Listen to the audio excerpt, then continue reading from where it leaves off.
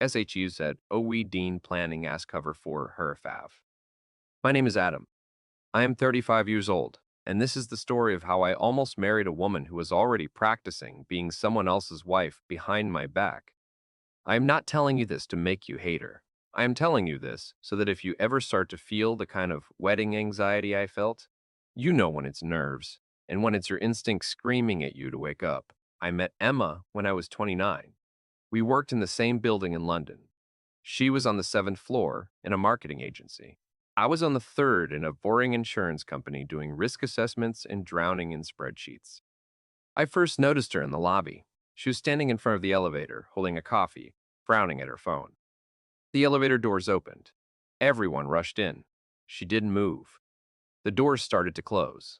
I stuck my arm out, held them. You getting in? I asked. She looked up, blushed a little, and laughed. Sorry, she said. Just mentally quitting my job. I smiled. Do it after the elevator, I said. At least escape the lobby first. She stepped in, stood next to me. Press 7. I pressed 3. We rode up in silence, but the good kind. The next day I saw her again. Same time, same coffee, same frown. This time I spoke first. Did you quit yet? I asked. She snorted. Not yet, she said. Today I'm just aggressively surviving. We started talking more after that. Lobby chats, coffee queues, shared eye rolls when the building fire alarm went off at random. She had that kind of dry humor that made everything feel lighter. She was smart, sharp, blunt in a way that felt clean, not cruel. One day, I found the courage to ask her out. I said, if you're planning to mentally quit again, maybe do it over dinner instead of alone in the lobby. She raised an eyebrow. That your way of asking me out? She asked. Yes, I said. It's terrible. I'm hoping you'll say yes so I don't have to try again. She smiled. Fine, she said. Just don't take me somewhere that serves food in test tubes or on slate. We went to a small Italian place. No test tubes. No slate. Just candles, red wine, and the kind of conversation that makes you forget time exists. We talked about everything. Family, childhood, fears, the way she hates when people chew loudly, the way I always overplan every single thing. At the end of the night, standing outside the restaurant, she said, You're dangerous, Adam. I frowned. Dangerous? I asked. I thought I was boring. She smiled softly. You make me feel like I could actually be happy, she said. That's dangerous. We started dating. We moved in together after a year and a half. I proposed after 3. On a quiet beach in Devon, just us, a ring I'd been hiding for months, and a sunset that looked like someone had spilled every warm color across the sky. She cried. I cried. She said yes into my neck while I tried not to drop the ring in the sand. For the first time in my life, I felt like I had actually won. I had a home, a fiancé, a future. I thought the hardest part was over. I had no idea how wrong I was. The first few months of being engaged were perfect. We told our families. Everyone cried. Everyone asked the same question. So, when's the date? We laughed it off at first.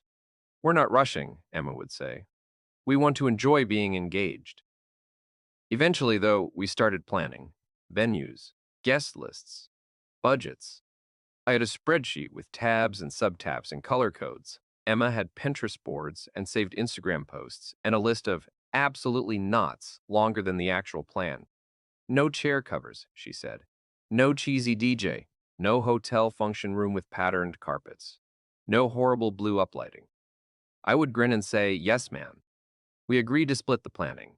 I'd handle logistics, numbers, contracts. She'd handle the vibe, decor, photos, music. We found a venue about an hour outside the city. An old manor house with stone walls, huge trees, and a courtyard perfect for fairy lights. The venue manager was a woman called Sarah. She was nice, organized, efficient. We did a tour, took photos, imagined ourselves saying, I do, in front of the big oak tree. But they had one condition. They only worked with their approved suppliers, caterers, florists, photographers, planners. It just keeps the day smooth. Sarah said.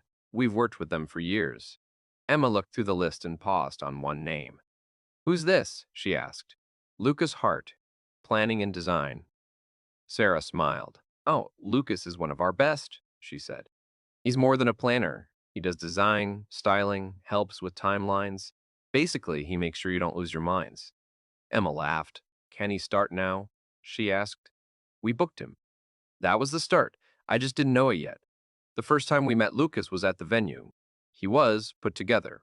Perfect hair, perfect smile, one of those neutral jumpers that somehow still looked expensive with dark jeans. He shook my hand first. Adam, he said, good to meet you. Congratulations, both of you. Then he turned to Emma, and you must be the famous bride, he said, smiling. She laughed, a little too brightly. That's me, she said. Professional overthinker. He grinned. Oh, you're going to love having me around, he said. I speak fluent overthinker. We all sat down at a big wooden table covered in sample menus and brochures. He walked us through everything, timelines, budgets, mood boards. He asked Emma, what's the feeling you want? She paused. Like, everyone exhaled, she said softly. Like the chaos stopped for one day. He smiled at her like she'd just given the most poetic answer he'd ever heard. That, he said, we can do. Every time he explained something, he looked mostly at her. I noticed. But I told myself it made sense. She cared more about the vision. I cared more about how much it would cost. At the end of the meeting, he said, I'll send a follow-up email with notes, and Emma, if you want, we can set up a separate call just to chat through aesthetics. Colors, textures, all of that. She nodded. Yeah, that would be great, she said. I drove us home feeling oddly quiet. He seems good, I said finally. He's amazing, she replied. You heard him. He actually gets it. I feel like he's the first person who hasn't tried to make it some tacky hotel package. I smiled. As long as we don't sell a kidney for his invoice, I joked. She laughed. Relax, she said. We'll keep an eye on it. And anyway, after everything, don't you want it to be perfect? I looked at her. Of course I did. I wanted her to have everything. I didn't realize I was already giving her too much power. As the weeks passed, wedding planning became a second job. Evenings on laptops, weekends at appointments. At first we did most of it together. Then slowly, things shifted. Emma started saying things like, I'll just jump on a quick Zoom with Lucas about the flowers. You don't have to sit through that. Or we're doing a Pinterest session for table styling. You'd be bored. I told myself she was probably right. I trusted her. I trusted them. But little things changed. She started getting more notifications. Her phone would light up. Lucas, venue over and over. She'd smile to herself. Type fast. Lock the screen if I walked into the room. Once I asked, what's he saying? She shrugged. Just sending ideas, she said. He's very hands-on. Another time, her phone buzzed after midnight. She was brushing her teeth. It lit up on the bedside table. Lucas venue again. Preview, can't sleep either. Big day is going to be incredible. I frowned. I was halfway to picking it up when she walked in, saw the lit screen, and grabbed it quickly.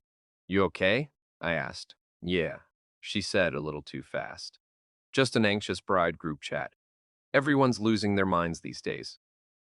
She put the phone face down, turned off the lamp. My stomach twisted, but my brain stepped in. She's stressed, it said. You're reading into things. Don't be that guy. Don't be possessive. So I swallowed it. Like every other tiny warning sign, we decided to do the traditional thing. Stag weekend for me. Hen weekend for her. Mine was simple. 3 days in Brighton with a few mates. Cheap hotel. Too much beer. Bad karaoke. Hers was a little more elaborate. She told me they were going to the coast. A cute Airbnb. Spa. Brunches. Just girls, she said. Promise. Have fun, I told her. Don't tattoo anything you can hide. She laughed. Same to you, she said, pointing a finger. No strippers. No weird dares. Just nice time. We kissed. Said goodbye. The first night of my stag, we went to a bar on the pier. Someone took my phone to film me murdering a song on the mic. When I got it back, I checked my messages. Nothing from Emma. No good night. No photo of the Airbnb. That was unusual. She normally sent a million pictures. The next morning, still nothing. I sent, "Hey, how's the hen? You alive?" She replied an hour later, "It's great. Sorry, bad signal. We're on a hike. I'll send pics later. Love you." Shh. I put the phone down, feeling that stupid mix of love and unease. Bad signal. All weekend? Okay. The weirdness came Sunday night. I got home around 8, exhausted, hungover, happy to see my own bed. Emma was due back around 9. Half 8, my phone buzzed. It was my sister Hannah. She sent a photo. No message. Just the image. It was a slightly blurry shot from a distance, taken in the city center. At first, I couldn't make it out. Then I zoomed. Two people walking close together. A man and a woman. The woman in a dress I recognized instantly. The dress Emma had posted in the group chat as her hen weekend outfit. The man was taller, dark hair, and even from a distance, with his head turned, I saw it. Lucas, the venue planner. The caption from my sister came through. "Isn't this Emma? Thought she was away with the girls? Just saw her near the station." My mouth went dry. I stared at the picture. Zoomed in. Zoomed out. They weren't holding hands, but their bodies were angled towards each other in that way people do when the rest of the world doesn't exist. I replied, "Where exactly?" She sent the location. "Just off the main high street, near a hotel." My heart thudded. I thanked her. Said I'd call later. Then I just sat, frozen, trying to give myself an explanation that didn't involve the obvious one. When Emma walked in at 9:15, bag over her shoulder, hair slightly messy, I felt like I was talking to a stranger wearing her face. "Hey," she said brightly. "How was your stag? You look rough." I forced a smile. "It was good," I said. "How was the hen?" "So good," she replied, dropping her bag. "We did a spa, walks, brunch. I'm exhausted." "Where was it again?" I asked casually. "Cornwall," she said. "Little village. You'd have hated it, no signal." My stomach clenched. Cornwall. Well, my sister had seen her in the middle of the city. "That sounds nice," I said slowly. Funny though, I pulled out my phone, opened the photo, turned the screen towards her. "My sister thought this looked like you," I said. The color drained from her face. For a second, she didn't breathe. Then she laughed. Too loud. Too forced. "Oh my God," she said. "She actually thought that was me?" She leaned in. "Look, the hair's different. And that could be any tall guy. That's so funny." I didn't laugh. I zoomed in with my thumb. "Same dress," I said quietly. "Same jacket. Same hair. Same weekend you said you were in Cornwall with bad signal." Her eyes flashed. "I can't believe you're interrogating me based on a blurry photo," she snapped. She probably just saw someone who vaguely looked like me. "She sent the exact location," I said. "There's a hotel there." "So?" She shot back. "Loads of people go to hotels. You're being weird, Adam." My chest hurt. "I'm not saying you did anything," I said. "I'm saying I need you to explain why my sister saw you with our wedding planner in the city, while you told me you were in Cornwall." Her jaw clenched. "Because you've been so stressed about this wedding," she burst out. "And I knew if I told you I had a planning meeting with him, you'd freak out and make it a big deal. So I simplified it." "Simplified," I repeated. "I didn't want to fight," she said. "It was just logistics. He had some contracts to sign. We met halfway. It was nothing. Nothing." I looked at the photo again. Him leaning in. Her smiling up. Nothing. I wanted to believe her. More than anything. "Next time," I said slowly, "just tell me the truth. If it's really nothing, then it doesn't need a lie." She rolled her eyes. "You're overreacting," she muttered. "You always do this. Can we not ruin a nice weekend with your paranoia?" She walked upstairs, left me alone with the photo, and the sinking feeling that my paranoia might be the only thing telling me the truth. A couple of weeks later, I got an email from the venue. Subject line, "Updated invoice, additional services." I opened it at my desk at work. Numbers, line items, table hire, catering adjustments, lighting. And then, near the bottom, additional planning and design sessions. £1,200 billed separately under bride's account. Emma Reed, my sleep-deprived brain stared at the words.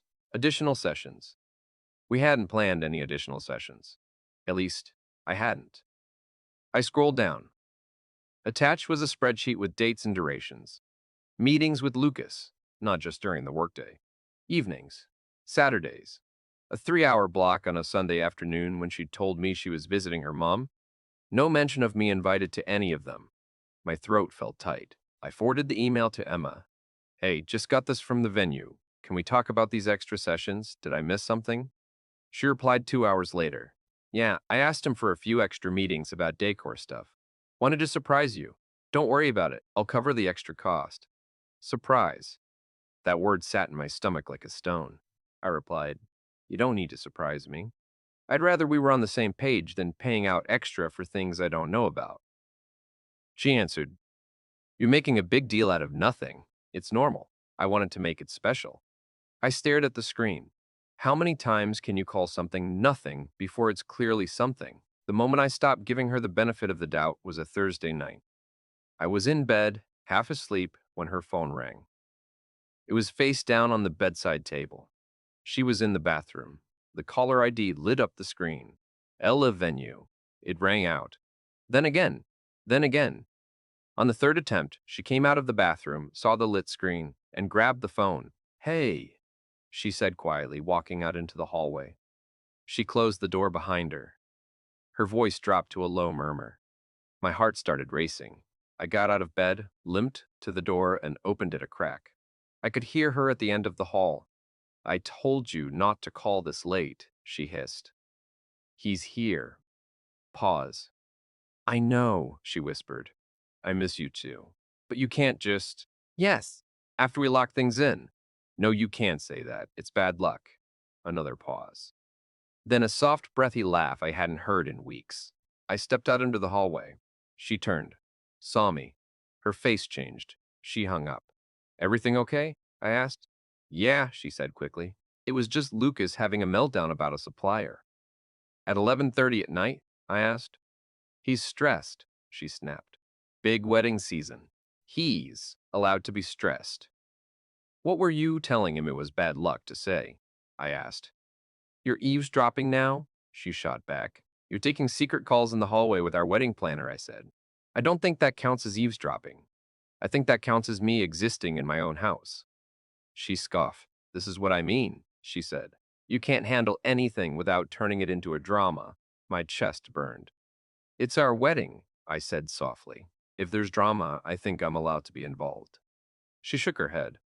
You're impossible sometimes, she muttered, and brushed past me back into the bedroom.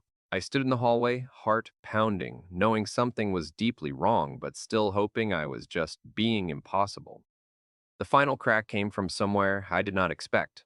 My friend Mark is a photographer, not a wedding photographer. He does portraits, brands, that kind of thing. He had offered, as a gift, to shoot our engagement pictures. We'd thanked him, but said the venue required us to use someone from their list. He understood. Business is business, he said. Still, if you need help with contracts or anything, shout. One afternoon, he texted me. Maid, is Emma working with a guy called Lucas Hart for your wedding? Yes, I replied. Why? He called me. Did you see the Dropbox link he sent round? He asked. What Dropbox link? I said slowly. He hesitated. It might be nothing, he said. But someone forwarded me a folder he uses as a portfolio, behind-the-scenes shots from weddings, concept shoots. Whatever. Okay, I said. There's a subfolder called Private, Do Not Share, he continued. Someone must have sent me the wrong thing. There are some personal pictures in there. I felt sick. Personal? I asked. What do you mean? He sighed. I mean, shots of brides and clients that don't look like they were taken for marketing, he said. Drunk people. People in rooms. People kissing him. My skin crawled. I think Emma's in there, he added quietly. My lungs stopped working. I'm sending you the link, he said. Look for yourself. I might be wrong. I hope I'm wrong. A notification popped up. Mark sent the Dropbox folder. I opened it. There were dozens of subfolders. I clicked the one he mentioned. Images loaded. Couples. Brides. People at tables. Then I saw her. Emma, in our venue's courtyard at night. Not the official photos. Not staged. A slightly blurry shot of her pressed against a stone wall, Lucas's face close to hers, her hands in his hair. Another shot, them sitting alone at a table covered in mock-ups, her leaning over, him whispering something in her ear. Another, a grainy selfie in what looked like a hotel room mirror, her in the dress from the city photo, his arm around her waist, his chin on her shoulder, captioned, in the Dropbox file name, first night away before we make it official. My chest felt like it was caving in. First night away. Before we make it official. Before who makes what official? I scrolled until my eyes blurred. All the little pieces started to arrange themselves. The hen weekend lie, the late night calls, the extra sessions, the invoice, the messages. I had enough. Enough to know it was not in my head. Enough to know this was not about wedding stress. This was an affair. With the man planning the day I was supposed to promise her forever, I canceled the wedding before I told her why. I called the venue, asked to speak to Sarah. "It's Adam," I said, "from the October booking." "Of course," she said. "Everything okay?" "No," I replied. "I need to cancel." She was quiet for a moment. "I'm sorry to hear that," she said gently. "May I ask why?" I looked at the wall. Because your star planner can't keep his hands off engaged women felt a bit much to unload on her over the phone. "It's personal," I said instead. "We won't be going forward. I understand the deposit is non-refundable." "We can't return it," she said, "but we can't return it the date." "Do that," I said. "Please also cancel all sessions with Lucas for Emma Reed and Adam Clark." She hesitated. "I'll make a note," she replied. I'm sorry things didn't work out." "Me too," I said, "just not in the way you think." I hung up. Next, I emailed the photographer, the florist, the caterer, canceled everything. Then I waited for the day we were meant to have our rehearsal meeting at the venue. I didn't tell Emma I'd canceled. I needed to see what she would choose when confronted with reality. On the morning of the supposed rehearsal, she was excited, trying on outfits, asking, "Do you think this is too much for a rehearsal?" I watched her. The woman I'd loved. The woman I'd almost married, playing dress up for a future she'd already given to someone else. "It's fine," I said. We drove in silence. She chatted about timings and seating plans. I nodded in the right places. My mind was somewhere else entirely. When we arrived, the car park was half empty. No cars unloading. No staff setting up. Sarah met us at the door. Her smile looked strained. "Adam," she said. "Emma." "Kai," Emma chirped. "Rehearsal day." Sarah looked at me, then back at her. "Can we talk inside?" she asked. We went to the meeting room. No laid-out notes.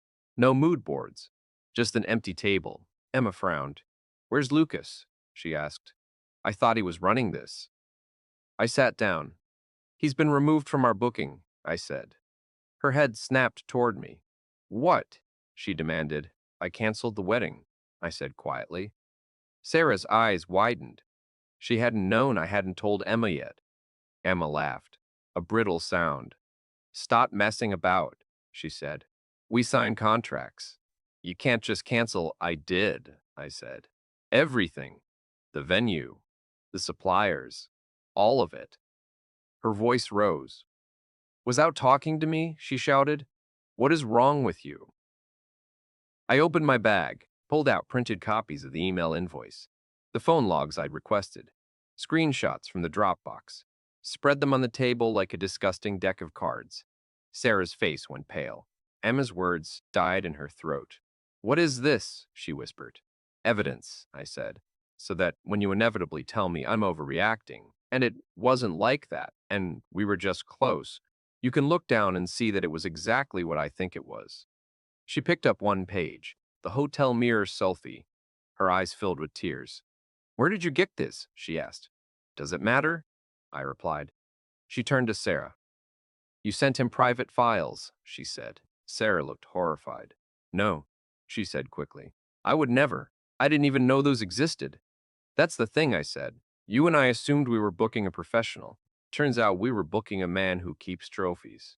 Emma sank into a chair. "It wasn't," she started. "Don't," I said sharply.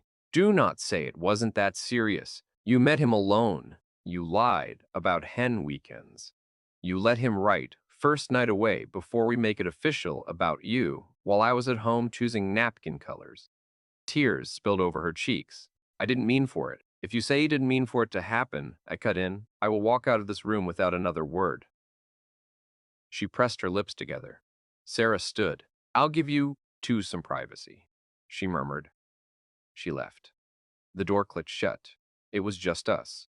And the mess. Emma wiped her face. I fell for him, she whispered. I didn't go looking for it.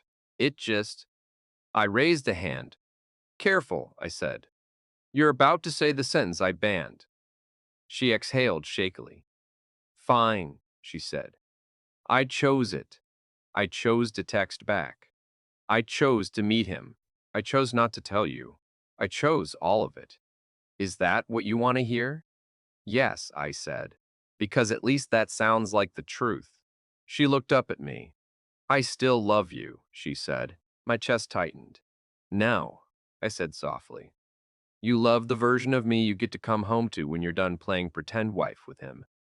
That's not fair, she whispered. Fair? I repeated. There is nothing fair about any of this, Emma. She shook her head. I was scared, she said. This wedding is huge. Everyone has expectations. You're so calm all the time. So sure, I felt trapped, like I was being pushed into this perfect life and I wasn't ready. So instead of telling me that, I said slowly, you told the man in charge of our chair's sashes. She flinched. I felt seen, she said. He listened. He understood how suffocating all of this felt. You just kept saying, it will be fine. I stared at her. I said it would be fine because I thought we were on the same side, I said. I didn't realize you'd hired a third team member. We sat in silence for a moment. Finally, she whispered, Are you sure you want to cancel? We could fix this. We could go to counseling. We could start over. We've built so much, Adam. I looked at her, the woman I had asked to marry me, the woman who had practiced vows with someone else in hotel rooms. There is no version of our wedding, I said quietly, where I stand in front of everyone, in front of God, in front of my family, and promise to trust you knowing that just months ago you were telling another man you missed him in the same venues we picked together. She swallowed. I ended it, she said weakly, with him. Before today. I told him it was too much, that we had to stop. You didn't end it, I said. He did, for you, because if you had truly ended it, I wouldn't be finding out from a stranger's Dropbox link. I stood up. I'm not marrying you, I said. Her face crumpled. Don't say that, she begged. You don't mean it. You're angry. You'll regret this. I took a deep breath. I will regret that I ignored my instincts for as long as I did, I said. I will regret that I ever thought calling myself lucky for having you was accurate. But I will not regret walking away from a life where my wedding photos would have a ghost in the background. Only we could see. She reached for me. I stepped back. Please, she whispered. For once, I said. I'm going to do what you always accused me of doing. She frowned. What? Overreact, I said. I walked out. This time, I didn't look back. Telling people was the worst part. Calling my mom, hearing her say, oh love, what happened? Calling the guests who'd already booked travel. Explaining that there would be no wedding after all. Most people were kind. Some asked questions I didn't want to answer. A few said the sentence heard people always hear. Are you sure you can't work it out? I didn't blame them. They weren't there for the late night calls, the hidden sessions, the hotel selfies. They weren't there when I saw the look in Emma's eyes the moment she realized I knew everything. I moved out of our flat within a week, stayed with a friend for a while. Emma texted, called, sent long messages about memories, about how she'd made a mistake, about how she was willing to cut all ties with Lucas if I just gave her one more chance. I didn't answer, not because I wanted to punish her, because I knew if I started talking, I might try to fix it. And some things should not be fixed. Some things should be left broken so you remember why you don't pick them up again. I went to therapy, for real therapy, not wedding planner disguised as life coach therapy. A woman in a small office with too many plants and a kind smile who said, you were betrayed in a place that was supposed to be safe. Of course you're struggling to trust yourself now. I told her everything. The messages, the invoices, the way Emma called me paranoid when I noticed things. She said something I still hold on to. Being lied to repeatedly, she said, is like having someone draw a map on your brain that points you away from your own instincts. You start to believe that your feelings are wrong. We're going to redraw that map. Slowly, I started to believe myself again. The rage burned out. What was left was sadness. And then, eventually, space. If you're still listening, maybe you felt some of what I felt. Maybe you're engaged. Maybe you're deep in wedding planning. Maybe someone keeps telling you, it's just stress, everyone gets like this. You're overreacting.